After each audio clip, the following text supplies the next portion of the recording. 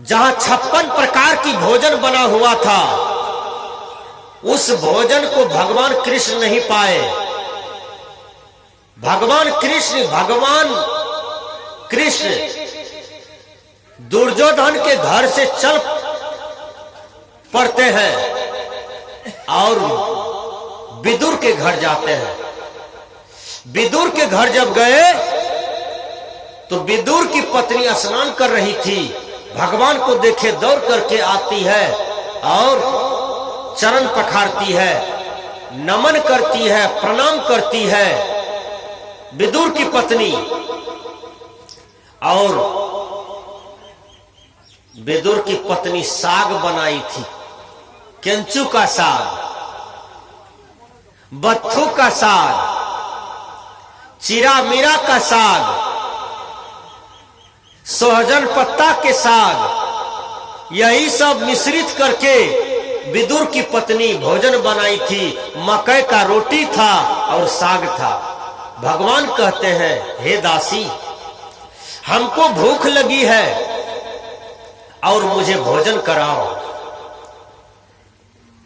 विदुर जी की पत्नी दौड़ करके थाली धोती है और भगवान कृष्ण को साग रोटी देती है खाने के लिए। भगवान कृष्ण साग रोटी खाते हैं और भर पेट खाते हैं, हंस हंस के खाते हैं। विदुर जी को केला का फल प्राप्त हुआ था, केला का पौधा था, केला पक गया था। ख्याल में विदुर की पत्नी को आती है कि केला भी है घर में। विदुर की पत्नी श्रद्धा में विह्वल हो जाती है, श्रद्धा में विह्वल हो गई और दौड़ करके जाती है, केला को लाती है, केला छील छील करके भगवान कृष्ण के थाली में देती है। केला का जो गूदा था उसको फेंकती है, छिलका थाली में रखती है। भगवान कृष्ण छिलका भी खाते हैं, देखिए हंसते हैं। भगवान तो भगवान न होता है, गुरु तो गुरु न होता है, सन्यासी तो सन्यासी होता है, साधु महात्मा तो साधु महात्मा होता है। इसलिए हमारे कहने का भाव है कि संसार में भक्त बड़ा होता है और भगवान छोटा पड़ जाता है। श्री राम का भक्त कौन था? हनुमान जी था ना। आज हनुमान मंदिर ज्यादा है कि राम मंदिर ज्यादा है दुनिया में? बोलिए आप लोग। हनुमान मंदिर ज्यादा है। क्यों? इतना बेजोर भक्ति किया बजरंगबली हनुमान जी कि श्री राम से भी आगे हो गए, भगवान से भी आगे हो गए। आज हर चौक चौराहे पर हनुमान जी का मंदिर मिलता है और इसलिए मिलता है कि हनुमान जी कितना सुंदर भक्ति किया इस देश में, यह समाज के लिए। हनुमान जी की वाणी है, आपन तेज समारहु आपे, तीनों लोक हाकते कांपे। का तीनों लोग आपसे डरेंगे लेकिन अपना तेज को संभाल लो। वो क्या है? आपन तेज समारहु आपे। आपके अंदर में जो शक्ति प्राप्त है, हे मानव, तुम साधना के द्वारा उसको कंट्रोल करो, उसको अस्थिर करो। मन इंद्रियां को बहकने न दो, अपने ब्रह्मचर्य की रक्षा करो।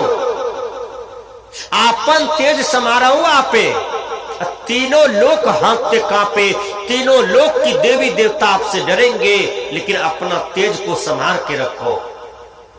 विचार कीजिए, वो बजरंगबली, वो हनुमान जी आज घर घर में पूजे जाते हैं। आज एक बच्चा बच्चा भी बजरंगबली का गाना गाते हैं, बजरंगबली का भजन गाते हैं। इसलिए मैंने कहा भक्ति में शक्ति है, सत्संग में शक्ति है। इसलिए सत्संग करें। जो सत्संग करते हैं उसके जीवन में सारे सुख को प्राप्त हो जाते हैं। मैंने कहा सत्संग एक परिवर्तन प्रवर्तक स्थल है, बदलना चाहिए। यदि सत्संग सुनते हैं, गुरु महाराज के वाणियों से आपको ठोकर लगता है तो आपको जगना चाहिए।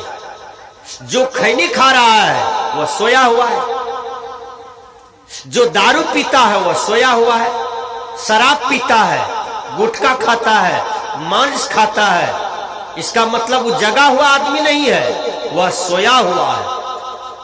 इसलिए नाना प्रकार के कुकर्म को करता है, वह जगा हुआ नहीं है, वह सोया हुआ है। एक आदमी ने कहा, बाबा हम कल आपका सत्संग में आए थे, उधर क्या किया, भैंस चराने वाला आदमी हमारा गेहूं चरा दिया। 10 कट्ठा गेहूं बुने थे, भैंसवार में भैंसवार बैठक कर लिया कि वो सत्संग में है, चलो मौका मिला है अपने लोग भैंस लेकर के उसका गेहूं चरा दो। गेहूं को सरपट कर दिया। बोलिए, गेहूं चराने वाले आदमी तुम जगे हुए हो कि सोए हुए हो? जो गेहूं मनुष्य खाता है उसको भैंस के द्वारा तुम खिलाते हो, यह कितना बड़ा पाप करते हो, यह कितना बड़ा अपराध करते हो। विचार करो, ये गरीब को क्यों सताते हो, ये गरीब को दुख क्यों देते हो? ये गरीब का आंसू जब गिरेगा और तुमको शराब पड़ेगा तो कितनों तुम बोल बम में जाकर तीरथ करोगे तो एक भी पाप नहीं कटेगा, क्योंकि गरीब का आंसू भगवान शंकर पहुंचते हैं, गरीब का आंसू भगवान विष्णु पहुंचते हैं, गरीब का आंसू श्री राम कृष्ण बुद्ध कबीर पलटू सब गरीब के आंसू पोंछने के लिए ही इस पृथ्वी पर आए, और तुम गरीब को दुख देते हो, इसलिए तुम्हें कभी त्राण नहीं मिलेगा, कभी कल्याण नहीं होगा। संत महात्मा कहते हैं, जिसको जीवन में मिला सत्संग है उसको हर घड़ी आनंद ही आनंद है। इसलिए सच्चा सत्संग करे, सच्चा सत्संगी बने, गुरु से दीक्षा ले, भजन भेद ले, गुरु मंत्र ले, ध्यान करे, साधना करे। ये शरीर मुक्ति के लिए मिला है, मोक्ष के लिए मिला है, परमात्मा की भक्ति करने के लिए मिला है, देश का समाज का सेवा करने के लिए मनुष्य तन मिला है। केवल हम अपना जिए, अपने पेट भर ले, अपने बाल बच्चा को पेट भरे, एक दिन मर जाए, यह काम तो गाय भी करती है, अपना पेट भरती है, बालों बच्चा को भर देती है, एक दिन मर जाती है। तो पशु और मनुष्य में क्या अंतर रहा? आप मनुष्य बने हैं तो आपको मनुष्यताई वाला कर्म करना चाहिए। किसी कवि ने कहा, मनुष्य वह है जो मनुष्य के लिए मरे, इंसान वह है जो एक दूसरे इंसान को काम में आता है, मनुष्य वह है जो दूसरे मनुष्य का भलाई करता है, जो दूसरे मनुष्य के काम में आता है, उसको मनुष्य कहा जाता है। तो मैंने कहा कि जिसके जीवन में मिला सत्संग है उसको हर घड़ी आनंद ही आनंद है। सज्जनों, मैं बहुत सुंदर कथा कहने जा रहा हूं और वह इस प्रकार से है। एक लड़का जंगल में भटक रहा था, रो रहा था, संसार में ठोकर लगा था, उसको कुछ भी सत्य नहीं बुझाया, परिवार भी झूठा मालूम पड़ा, कर कुटुंब भी झूठा मालूम पड़ा, मित्र बंधु भी झूठा मालूम पड़ा, संसारिक भोग विलास भी झूठा मालूम पड़ा। वो जंगल में भटक रहा था और सच्चे गुरु का खोज कर रहा था। उसी जंगल देख करके एक महात्मा गुजर रहे थे, महात्मा को देखा, वो लड़का दौड़ करके आया और प्रणाम करता है। महात्मा ने कहा, बेटा तुम बहुत दुखी नजर आते हो। कहा, बाबा मैं ये संसार से दुखी हूं, आप मेरे जीवन का कल्याण कर दीजिए, मेरे जीवन का भला होगा। बाबा मुझे संसार में सब कुछ झूठा नजर आता है, सब फीका नजर आता है। वो महात्मा ने कहा, मेरे साथ तुम ध्यान मार्ग में बैठो।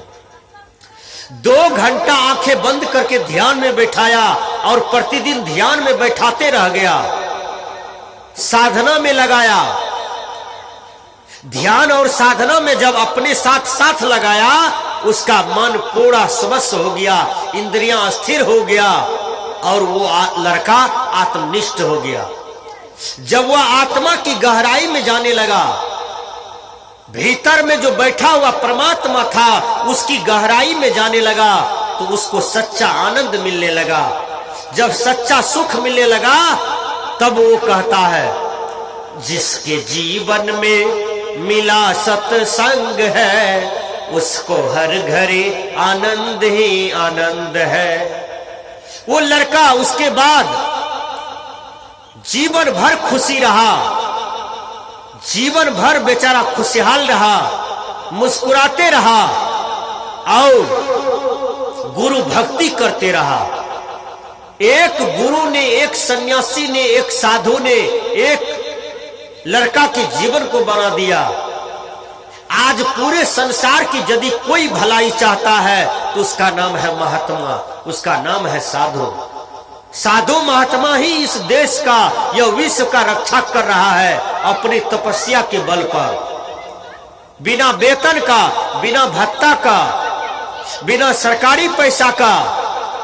ये सांसारिक मार सहते हुए, लोगों का बात बोली सुनते हुए साधु महात्मा अपने ज्ञान से, साधना से ये जीव को दुख हरण करता है, ये जीव को सुखी करता है।